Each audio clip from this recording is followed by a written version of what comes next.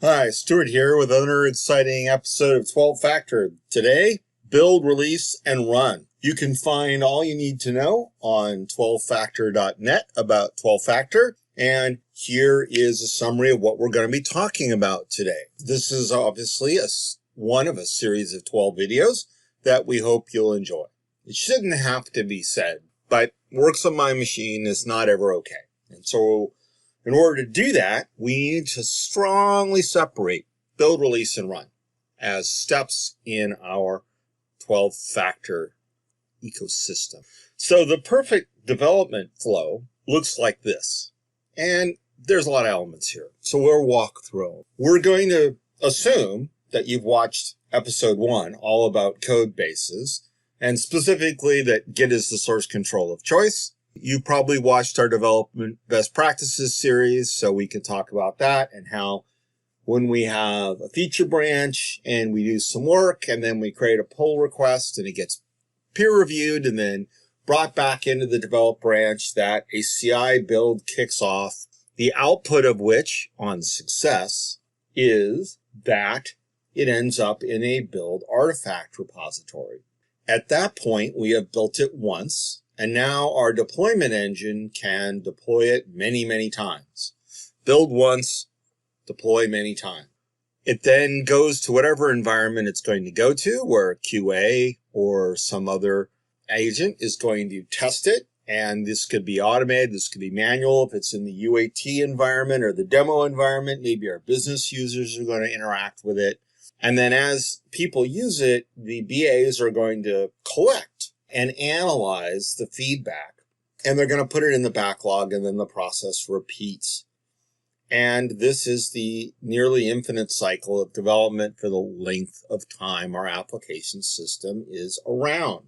So one of the questions that we get asked is, what should be in my CI build? It really depends. The nuanced details really depend on the programming stack you're using. But if you're using a compiled language, even a lot of interpreted ones, for example, you're using TypeScript or Python or whatever, we're going to start by pulling the source. And then where it says build, right, it could be a compilation step, or it could be an optimization step, or it could be a linting step for syntax correctness or whatever. But there's some sort of process that looks at the code that we pulled from source control and says, yay, verily. And for compiled language, that tool is typically the compiler. For interpreted languages, sometimes there's a transpiler, like TypeScript goes to JavaScript, and it does a lot of useful linting as well. Linting can also be an integral part of the source control. And linting, of course, is step 3, static code analysis. So typically, depending on your stack, you're going to have the appropriate tool for the job that will look for coding best practices, or more accurately, it will look for deviation from coding best practices. It will also try to figure out if your code is going to do something unfortunate at runtime. Memory allocation problems or incorrectly disposing objects or references, that sort of thing. And again, the details are going to vary depending on what your stack is. We definitely want to have some sort of a security scan. And there are lots of good security tools out there. SonarQube and the OWASP security tool are 2 examples of open source, but you can get Veracode and a variety of other commercial products that are excellent, depending on what your shop is. What you shouldn't have is nothing. And as we said in the dependencies video, not only do we want to scan the security of the code that we agglomerated in our number 2 build step, but we also want to scan all of its dependencies. And then we want to run unit tests. And those are designed to see if the mainline happy path works. Now, I'm not a huge favor of code coverage as a statistic. Poor code coverage is a sign that you're probably not writing enough unit tests. But just because you have really great code coverage doesn't mean your test is something useful. And we have some videos on something called risk-based testing, which is Focus your testing on the things that if they don't work correctly, be awful. And then we typically want to version the software. We prefer semantic versioning here at Magenic, and you can watch our semantic versioning video. It then goes and gets packaged somehow. In many cases, this is just a tar or a zip that I can then pick up and untar or unzip on the target machine, and it will deploy. In other cases, we have an installer or something like that, but we want to make it so that the thing that goes into number 8, the build artifact storage, is something that then we can just point the deployment engine at and have it deploy to a host, and it will, your software, when started, will work correctly. And of course, we want a build report as the output. And this is called the build W. The details of which, again, will vary depending on your stack, but you should self-audit to make sure that you have a representation of all of these elements in your CI build. You have violated the 12-factor principles if you end up having a build per environment. The lemma is we build once, we deploy many times, and that configuration goes with the environment, not with the code. And we have a whole video about that. So a perfect deployment is that our continuous deployment engine picks up our build artifact and deploys it to the host, which is also seeded with environment variables to read the process and start. And you can look at our last video about that. We have a nice demo of that using HashiCorp Vault. And then on startup, our process is going to use the environment variables to discover where its secrets in configuration are. It's going to load those and validate them, and then the process will start running and doing whatever it's supposed to do. And then once it's running, we want to know what's going on. So we've covered build, we've covered release, which is the deployment. Those are synonymous, right? Sometimes we use release to indicate that a particular deployment represents a production release of the software.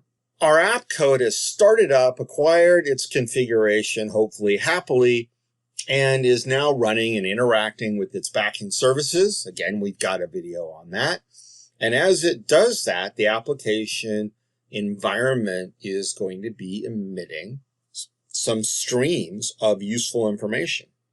So hopefully your application logs properly. We have a video on that. And typically in cloud environments, whether they're private cloud, public cloud, container cloud, whatever, have some sort of log aggregator. And from that log aggregator, you can pull out the log entries that are of particular interest, typically exceptions, errors, horrible things, and those become events. And we have events that happen in the infrastructure, and we have a state of the infrastructure, like, for example, in our storage, how full it is, things like that. And those typically go through the lens of some sort of single pane of glass system. So in other words, some sort of operational monitor.